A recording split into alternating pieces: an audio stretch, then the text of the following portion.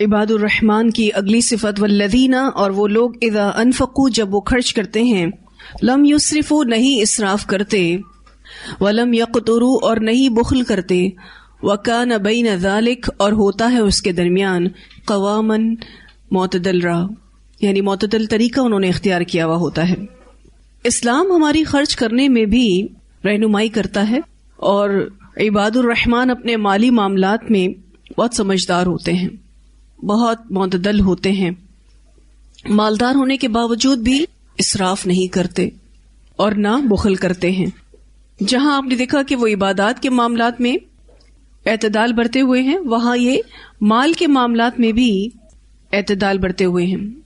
والذین اذا انفقوا، اور وہ لوگ جب خرچ کرتے ہیں یعنی اپنی ذات پر، اپنے اہل و عیال پر، لم یسرفوا، اسراف نہیں کرتے۔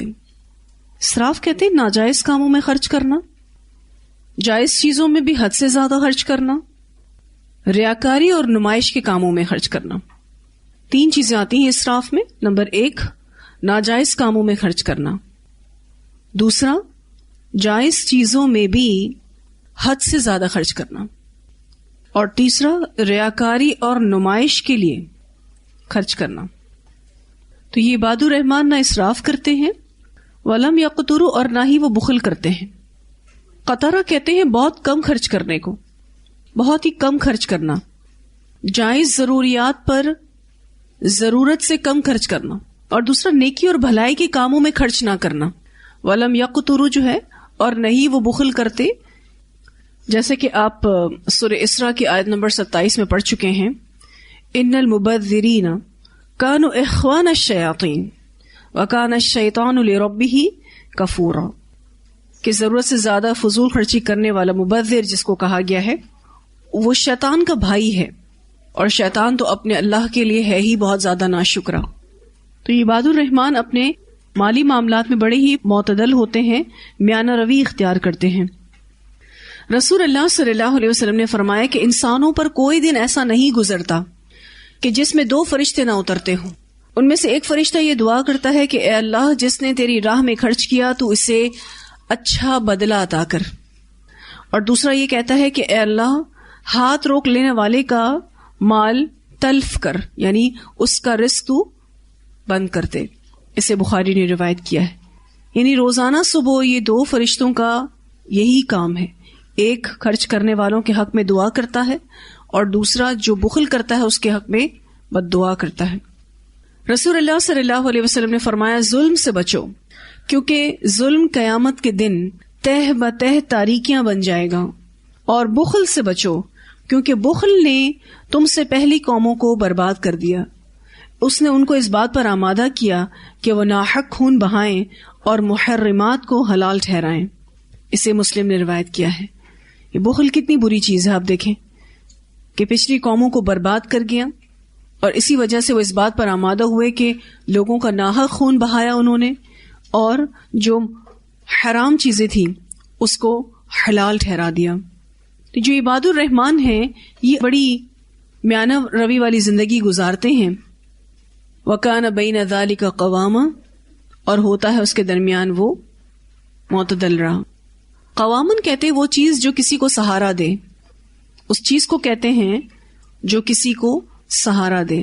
پھر یہ کہ خرچ کرنے میں بھی میانہ روی، بے شک اللہ کے راستے میں ہی نبی اکرم صلی اللہ علیہ وسلم نے فرمایا کہ بہترین صدقہ وہ ہے جس کے بعد انسان خود محتاج نہ ہو۔ اسے بخاری نے روایت کیا ہے کہ اگر ہم فی سبیل اللہ بھی خرچ کر رہے ہیں تو اس میں بھی اعتدال ہو، کیونکہ اگر اتنا خرچ کر دیا جائے کہ اس کے بعد خود انسان کو محتاجی لاحق ہو جائے تو وہ پسندیدہ نہیں ہے کہ وہ دوسروں کے آگے پھر ہاتھ پھیلانے والا بن جائے۔ والذین لا یدعون، اور وہ لوگ نہیں پکارتے مع اللہ، اللہ کے ساتھ، الہا آخر، کوئی دوسرا الہ، یعنی عباد الرحمن شرک نہیں کرتے، کسی اور سے نہیں مانگتے، کسی اور کی عبادت نہیں کرتے، وہ توحید پر ہوتے ہیں۔ بخاری کی روایت میں آتا ہے رسول اللہ صلی اللہ علیہ وسلم نے فرمایا سب سے بڑا گناہ شرک ہے، دوسرا قتل اولاد، اور تیسرا بڑا گناہ پڑوسی کی بیوی سے زنا کرنا۔ 3 بڑے بڑے کبیرہ گناہوں کا ذکر جب رسول اللہ صلی اللہ علیہ وسلم نے کیا تو اس میں سب سے پہلا جو ہے وہ شرک کہا، اور دوسرا قتل اولاد، اور تیسرا پڑوسی کی بیوی سے زنا کرنا. اور پھر آپ صلی اللہ علیہ وسلم نے اسی آیت کو پڑھا تھا، والذین لا يدعون مع اللہ الہا آخر ولا يقتلون النفس التي حرم اللہ الا بالحق ولا يزنون. اس حدیث کو بخاری نے روایت کیا ہے. تو شرک تو ویسے بھی معاف ہونے والے گناہوں میں سے نہیں ہے. چھوٹے چھوٹے گناہ تو اللہ ابھی بھی معاف کر دے گا، لیکن شرک معاف نہیں کرے گا. سورہ نساء کی آیت نمبر 48 میں آپ نے پڑھا، بے شک اللہ تعالیٰ ہرگز معاف نہیں کرے گا کہ اس کے ساتھ کسی کو شریک ٹھہرایا جائے. وہ معاف کر دے گا اس کے علاوہ جس کے لیے چاہے گا. تو جو کوئی شرک کرے گا اللہ کے ساتھ تو اس نے اثمًا عظیمہ کیا ہے، بہت بڑا گناہ کیا ہے. پھر عباد الرحمن کی اگلی صفت ولا یقتلون النفس التی، اور نہیں وہ قتل کرتے کسی جان کو وہ جو حرم اللہ الا بالحق، حرام کی اللہ نے مگر حق کے ساتھ. ولا یقتلون النفس میں 3 چیزیں آتی ہیں. نمبر 1 خودکشی، اپنی جان ختم کر لینا، خودکشی. دوسرا قتل اولاد، اور تیسرا کسی اور کا قتل. تو وہ نہ خودکشی کرنے والے ہوتے ہیں، نہ اپنی اولاد کا قتل کرتے، اور نہ کسی اور کا قتل کرتے ہیں. التی حرم اللہ، جس کو اللہ نے حرام کیا ہے. الا بالحق، مگر حق کے ساتھ. حق کے ساتھ یعنی کچھ سزائیں ایسی ہیں جو قانون اگر دے تو پھر قتل کیے جاتے ہیں، جس میں مرتد کی سزا قتل ہے. اسلامی حکومت اس کو سزا دیتی ہے. مرتد سمجھتے وہ جس نے دین اسلام کو چھوڑ کے کوئی اور دین اپنایا ہو. دوسرا شادی شدہ زانی، الا بالحق میں دوسرا معنی آتا ہے شادی شدہ زانی. اس کی سزا رجم ہے، سٹوننگ ٹل ڈیتھ، پتھر مار مار کے اس کو موت دے دینا. تیسرا قصاص. الا بالحق میں چوتھی چیز میدان جنگ میں دشمن کو مارنا. اور 5ویں چیز اسلامی مملکت کا باغی شخص واجب القتل ہوتا ہے. اسلامی مملکت کا باغی شخص، بغاوت کرنے والا. ٹھیک ہے، تو سب سے پہلا مرتد، دوسرا شادی شدہ زانی، تیسرا قصاص، ٹھیک ہے، چوتھا میدان جنگ میں دشمن کو مارنا، اور 5واں اسلامی مملکت کا باغی، بغاوت کرنے والا. ولا یزنون، اور وہ زنا بھی نہیں کرتے، زنا سے بھی دور رہتے ہیں. تو یہاں پر 3 بڑے بڑے گناہ جیسے شرک، قتل انسانی اور زنا، عباد الرحمن یہ تینوں چیزوں سے دور رہتے ہیں. وَمَن يَفْعَلْ ذَلِكَ، جو کوئی کرے گا ایسا، یلقا اثاما، پائے گا گناہ. جو کوئی کرے گا ذالک، یہ یعنی شرک، قتل، زنا. ذالکا جو ہے اسم اشارہ ہے، اور یہ ان تینوں بڑے بڑے گناہوں کی طرف جا رہا ہے کہ جو یہ بڑے بڑے گناہ کرے گا ڈالا جائے گا اثاما میں. اثاما جو ہے اس کے بارے میں آتا ہے کہ جہنم کی ایک وادی کا نام ہے جو دردناک عذاب سے بھری ہوئی ہے. اثاما جو ہے یہ ایک وادی ہے جہنم کی جو بہت تکلیف دہ عذاب سے بھری ہوئی ہے، اور یہاں پر زانیوں کو سزا دی جائے گی، زنا کرنے والوں کو سزا دی جائے گی. اور اثاما گناہ کی سزا کو بھی کہتے ہیں. یلقا اثاما، اس کو گناہ کی سزا دی جائے گی. تو 2 معنی ہوئے اثاما کے، ایک گناہ کی سزا، دوسرا یہ جہنم کی وادی کا نام ہے جہاں دردناک عذاب ہے اور وہاں زانیوں کو سزا دی جائے گی. یضاعف له العذاب، دگنا دیا جائے گا اس کے لیے عذاب، یعنی بڑھا دیا جائے گا اس کے لیے عذاب. ایک معنی اس کا یہ کیا گیا یضاعف کا، بڑھا دیا جائے گا، زیادتی ہو جائے گی عذاب کی، جس کا ذکر سورہ نبا میں آیت نمبر 30 میں آتا ہے. سورہ النبا آیت نمبر 30 فَذُوقُوا فَلَن نَّزِيدَكُمْ إِلَّا عَذَابًا، لہٰذا اب چکھو اپنے کیے کا مزہ اور ہم تمہارا عذاب بڑھاتے ہی رہیں گے. یضاعف لہ العذاب کا دوسرا معنی کیا جاتا ہے پے در پے عذاب دیا جائے گا، یعنی شرک کی سزا بھی چلی رہی ہوگی کہ قتل انسانی کی سزا شروع ہو جائے گی، قتل انسانی کی سزا بھی چل ہی رہی ہوگی کہ زنا کی سزا شروع ہو جائے گی. یعنی جتنے جرائم ہوں گے اتنا عذاب دے دیا جائے گا. ایسا نہیں کہ اگر کسی نے شرک کیا ہے تو صرف شرک ہی کی سزا اس کو دی جائے گی، اس کو سارے جرائم کی سزا دی جائے گی، پے در پے عذاب دیا جائے گا، ایک کے بعد ایک عذاب دیا جائے گا.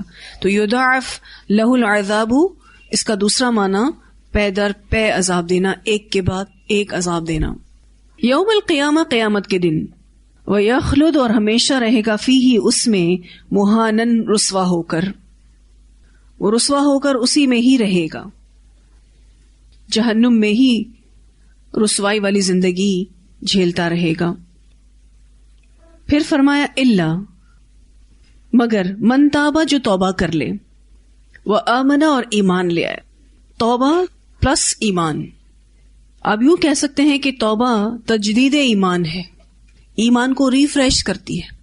جب بھی ہم توبہ کرتے ہیں تو ہمارا ایمان تر و تازہ ہو جاتا ہے. اور آپ یہ بھی کہہ سکتے ہیں کہ اعتراف گناہ سے ایمان بڑھتا ہے. جب ہم اپنی غلطیوں کو اللہ کے حضور تسلیم کر لیتے ہیں تو اس سے بھی ہمارا ایمان بڑھتا ہے.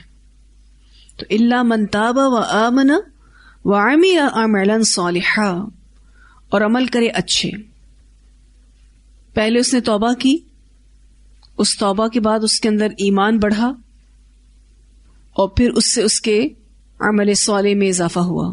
وعمل عملا صالحا. توبہ نہیں تو ایمان کی تجدید نہیں ہوتی، ایمان بڑھتا نہیں، اور جب ایمان نہیں بڑھتا تو عمل صالح بھی نہیں بڑھتا.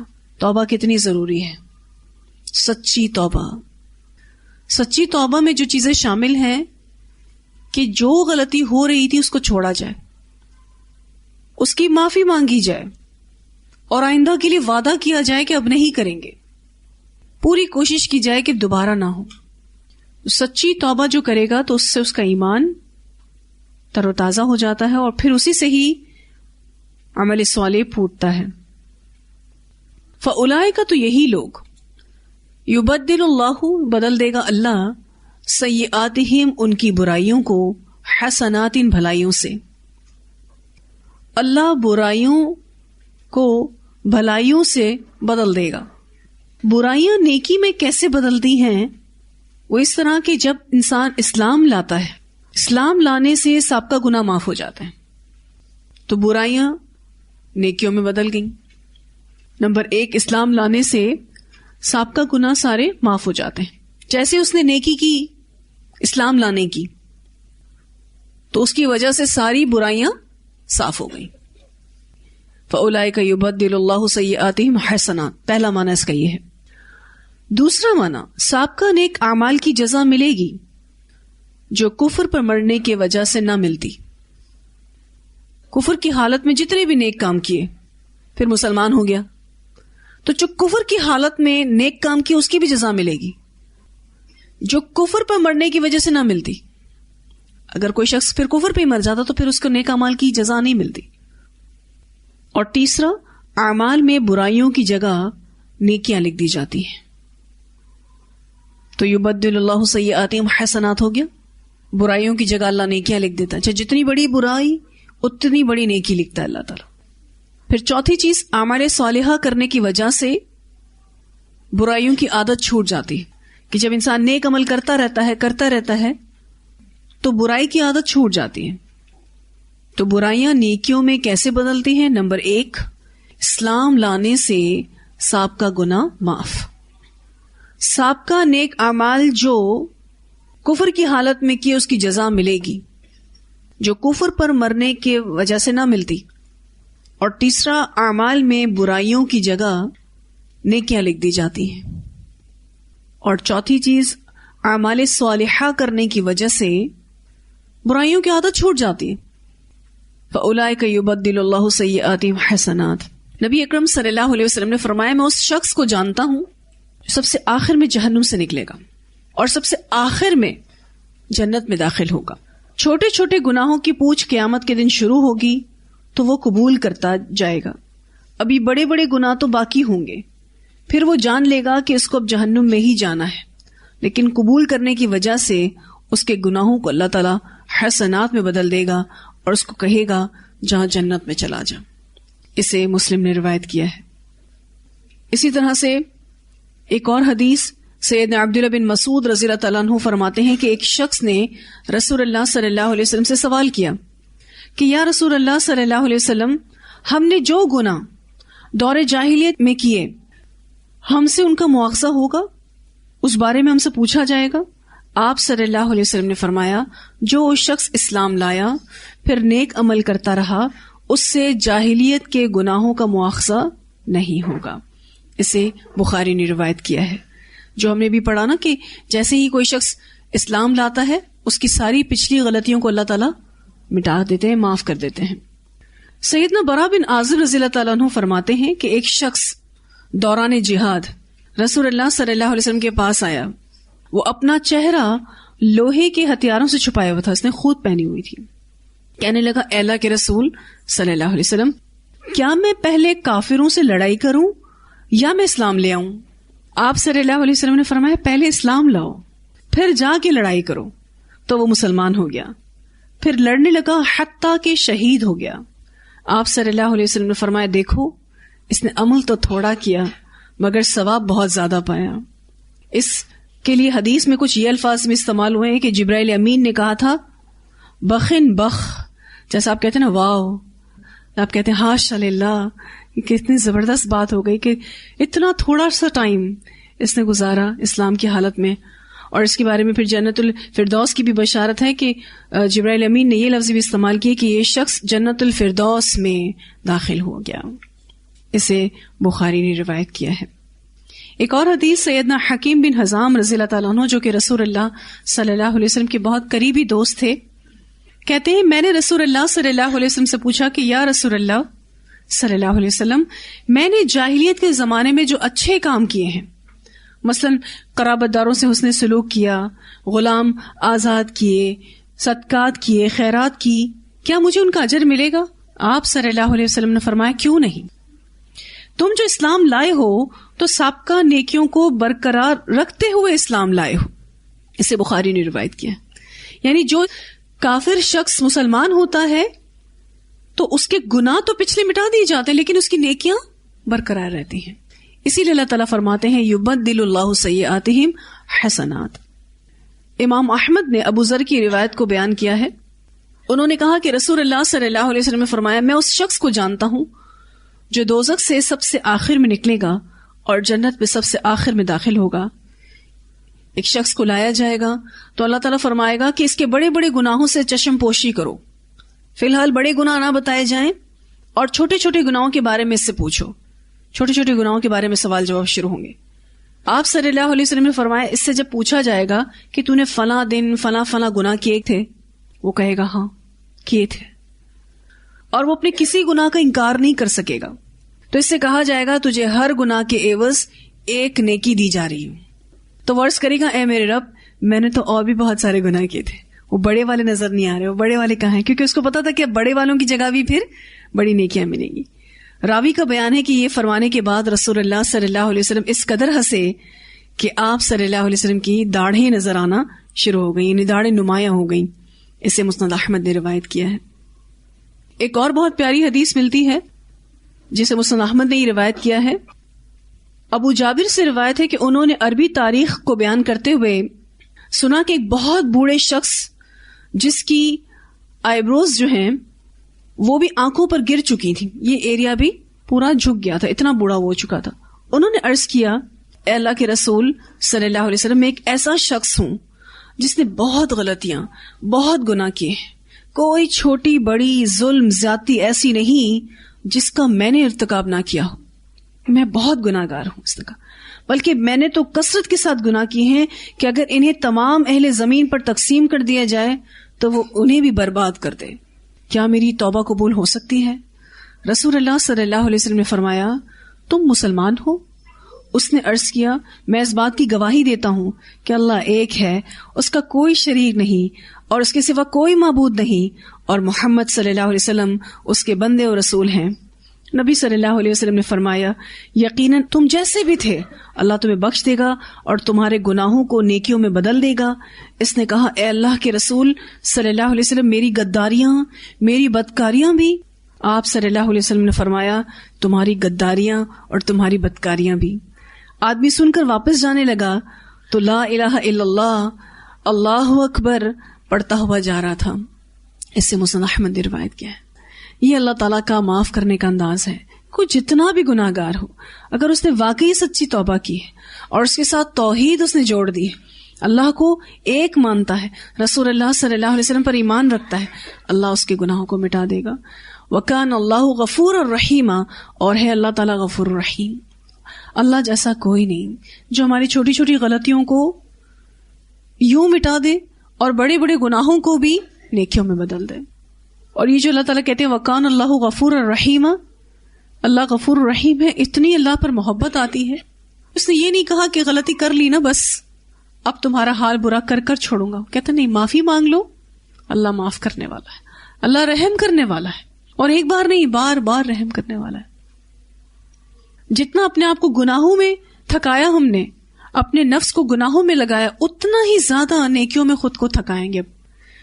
اس نیت کے ساتھ توبہ کریں کہ اللہ جتنی اپنی زندگی غلط چیزوں میں گزاری، اللہ اتنا ہی جو تو زندگی دے گا نیکیوں میں گزارنے کی کوشش کریں گے. اور اس میں بھی اللہ تو ہی ہماری مدد کر. اللہ سے مدد مانگنی بہت ضروری ہے کیونکہ وہی توفیق دیتا ہے، بندے کی تو کوئی طاقت نہیں ہے. پھر فرمایا ومن تابا، اور جو کوئی توبہ کرے یعنی اپنے گناہوں سے، وعمل صالحا، اور عمل کرے اچھے. اب یہاں توبہ کے ساتھ عمل صالح کو جوڑا جا رہا ہے. فَإِنَّهُ يَتُوبُ إِلَى اللَّهِ، تو یہی صحیح معنوں میں پلٹا اللہ کی طرف، متابن پلٹنا.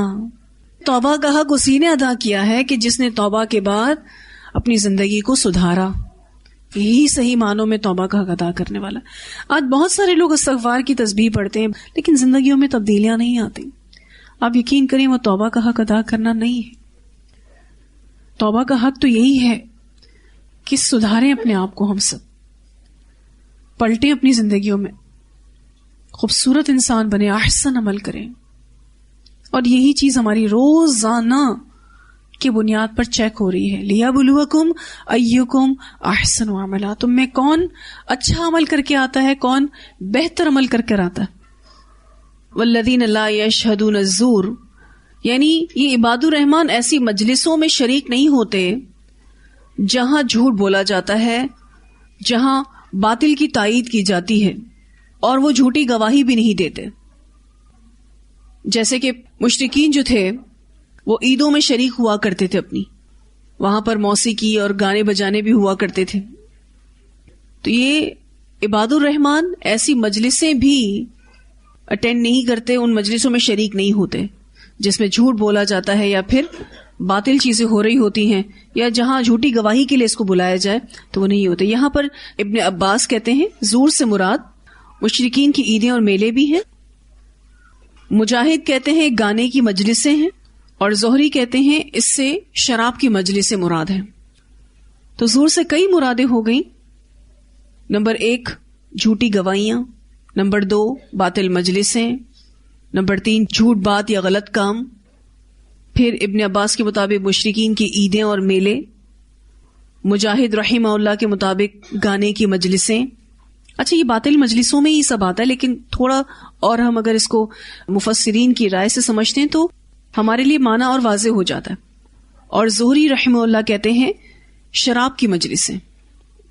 تو عباد الرحمن ایسی مجلسوں میں شامل نہیں ہوتے. وَإِذَا مَرُّوا، اور جب وہ گزرتے ہیں بِاللَّغْوِ، لغو پر، مَرُّوا كِرَامًا، گزرتے ہیں شریف لوگوں کی طرح.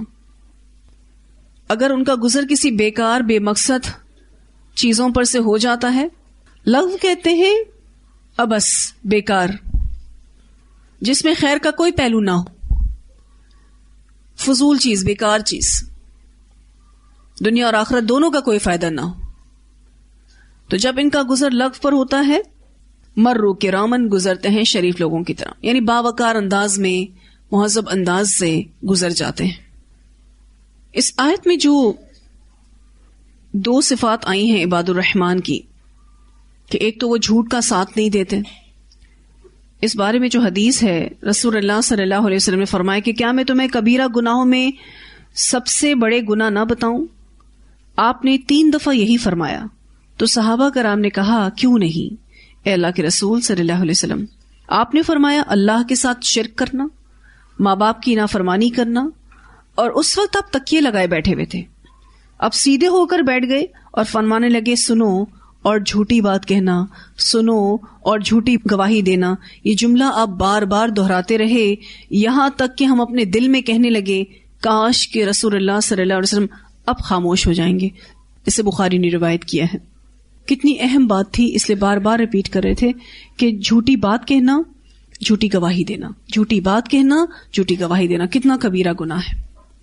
رسول اللہ صلی اللہ علیہ وسلم نے فرمایا آدمی کے جھوٹا ہونے کے لیے یہی کافی ہے کہ وہ ہر سنی سنائی بات کو آگے بیان کرے کہ ہم نے سنا ہے ایسا ہے اور ویسا ہے.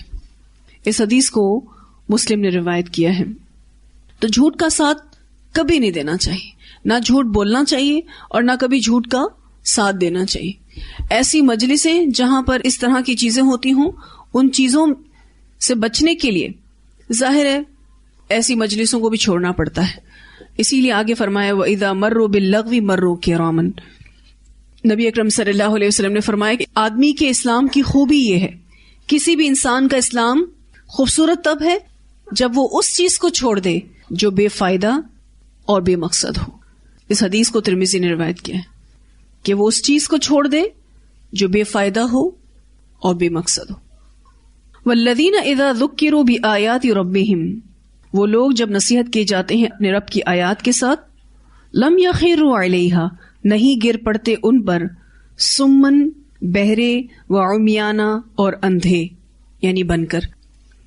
بآیات ربہم سے مراد یہاں پر قرآن ہے اور بآیات ربہم سے مراد یہاں احکامات بھی ہیں کہ جب ان کو نصیحت کی جاتی ہے قرآن کی، جب ان کو نصیحت کی جاتی ہے اللہ کے احکامات کی، تو وہ اندھے بہرے ہو کر اس پر سے نہیں گزرتے بلکہ نصیحت حاصل کرتے ہیں، غور و فکر کرتے ہیں، سمجھتے ہیں، سوچتے ہیں.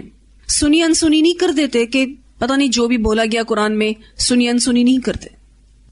سورہ لقمان کی آیت نمبر 7 میں اللہ تعالیٰ فرماتے ہیں وَإِذَا تُتْلَى عَلَيْهِ آيَاتُنَا وَلَّى مُسْتَكْبِرًا كَأَن لَّمْ يَسْمَعْهَا كَأَنَّ فِي أُذُنَيْهِ وَقْرًا فَبَشِّرْهُ بِعَذَابٍ أَلِيمٍ. جب ان پر اللہ کی آیات پڑھی جاتی ہیں تو وہ منہ پھیر لیتے ہیں تکبر کرتے ہوئے، گویا کہ اس کو جیسے سنا ہی نہیں ہے، جیسے ان کے کان پر بوجھ ہے. تو ایسے لوگوں کو دردناک عذاب کی خوشخبری دے دو. تو جو اللہ کی آیات سے بہرا اور اندھا بن کے گزرے تو پھر اس کے لیے یہ عذاب ہے. لیکن عباد الرحمن یہ طرز عمل اختیار نہیں کرتے. عباد الرحمن کا طرز عمل یہ ہوتا ہے کہ وہ ان آیات پر غور و فکر کرتے ہیں، سمجھتے ہیں، سوچتے ہیں، پھر اس پر عمل کیسے کرنا ہے اس کی کوشش کرتے ہیں. جیسے کہ آپ نے سورہ انفال میں پڑھا تھا آیت نمبر 2 میں اللہ تعالیٰ فرماتے انما المؤمنون الذین اذا ذکر اللہ وجلت قلوبہم واذا تلیت علیہم آیاتہ زادتہم ایمانا وعلی ربہم یتوکلون. بے شک مومن تو وہ ہوتے ہیں کہ جب ان کے سامنے اللہ کا ذکر کیا جاتا ہے تو ان کے دل ڈر جاتے ہیں اور نرم پڑ جاتی ہیں ان کی کھالیں، اور ان آیتوں سے ان کا ایمان بڑھ جاتا ہے. وعلی ربہم یتوکلون، یتوکلون وہ اپنے رب پر بھروسہ کرنے والے ہوتے ہیں. تو اتنی خوبصورت یہ صفت ہے کہ قرآن پر غور و فکر کرتے ہیں. اتنی جو صفات ہم نے پڑھی ان آیات کی تلاوت ہم سنتے ہیں.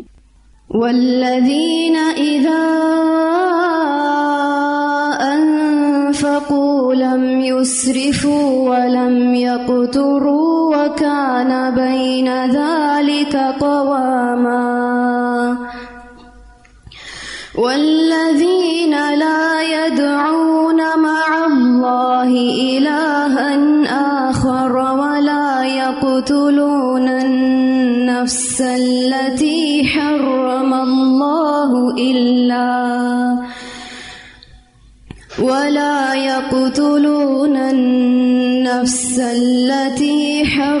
الله إلا بالحق ولا يزنون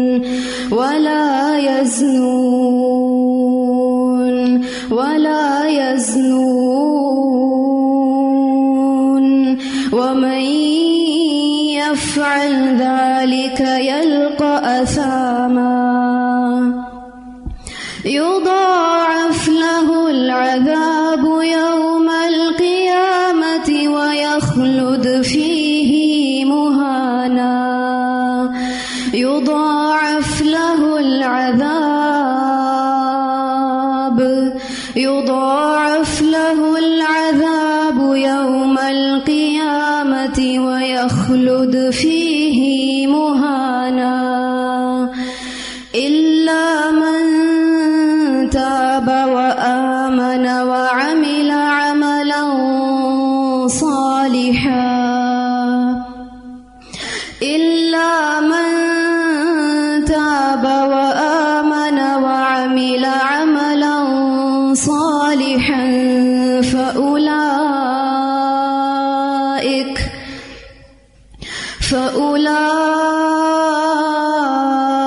فأولئك يبدل الله سيئاتهم حسنات فأولئك يبدل الله سيئاتهم حسنات وكان الله غفورا رحيما ومن تاب وعمل صالحا فإنه يتوب إلى الله متابا والذين لا يشهدون الزور وإذا مروا باللغو مروا كراما والذين إذا ذكروا بآيات ربهم لم يخروا عليها والذين إذا ذكروا بآيات ربهم لم يخروا عليها